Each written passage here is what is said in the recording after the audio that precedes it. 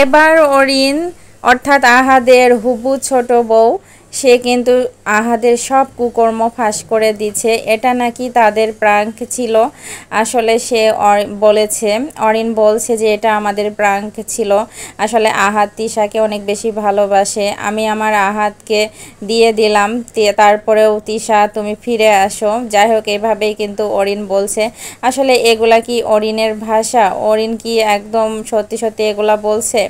যাই হোক ভিউয়ার্স, আর ভিউয়ার্সরা কিন্তু অবশ্যই জানতে পারছে যে এগুলা তাদের সবই নাটক ছিল। ওদিকে তো আহাদ তিশাকে ফিরিয়ে আনার জন্য তার শ্বশুর বাড়িতে চলে গিয়েছে। তিশা তো কখনোই ফিরবে না।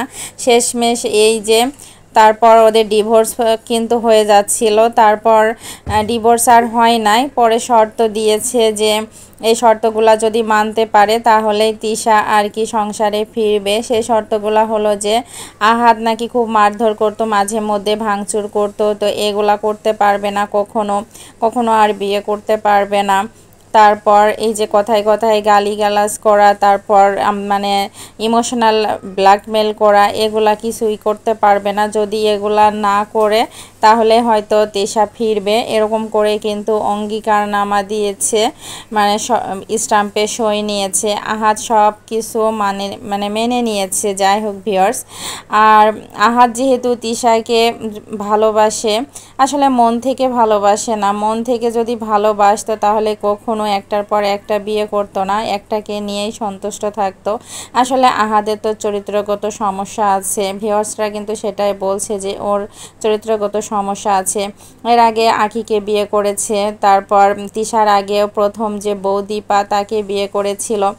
যাই হোক, সবাই কিন্তু বুঝতে পেরেছে, দীপা আখি এরা কিন্তু বুঝতে পেরেছে যে আহাদ একটার পর একটা বিয়ে করবে, তারপর তাদেরকে কখনোই সুখী রাখতে পারবে না। আর তিশা কিন্তু একটু চালাক প্রকৃতির মেয়ে। সে তার সংসারকে নিজের মধ্যে করে নিয়েছে, মানে নিজের মতো করে নিয়েছে, যার কারণে আহাদকেও কিন্তু আখির সাথে তেমন একটা মিশতে দিতে চাইতো না। আর এসব কিছুর পিছনে আখি যে চলে গেছে, এসব কিছুর মূল কারণ হলো তিশা। কারণ তিশার কারণেই কিন্তু আখি চলে গিয়েছে। আখি চলে গিয়ে কিন্তু ভালোই করেছে। আখি যদি ওদের সংসারে থাকতো তাহলে আরও কিন্তু একটার পর একটা ঘটনা ঘটতে থাকতো। তারপর এই যে বাসায় যে ফ্ল্যাটে এসব কর্মকাণ্ড ঘটাইছে, আহাদ ভাঙচুর করেছে, তো বাড়িওয়ালা কিন্তু ঘাড় ধাক্কা দিয়ে আহাদকে বের করে দিয়েছে যে বের হয়ে যাও, কারণ আমার বাসায় এই সমস্ত কিছু চলবে না। কারণ কোনো বাড়িওয়ালারাই কিন্তু এগুলো সহ্য করবে না, কারণ দুর্ঘটনা ঘটতে কিন্তু সময় লাগে না। আর আহাদ যেভাবে ভাঙচুর করেছে, হাত কেটেছে, তো কবে না জানি এরকম বড় ধরনের দুর্ঘটনা ঘটায়, সাথে অন্যদেরকেও কিন্তু মরতে হবে। যাই হোক, এসব কথা চিন্তা করে কিন্তু বাড়িওয়ালা অনেক রাগবাগ করেছে, এক পর্যায়ে বাসা ছেড়ে দিতে বলেছে ভিউয়ার্স। তো আহাদ কিন্তু তারপরে চলে গিয়েছে শ্বশুর বাড়ি তিশাকে ফিরিয়ে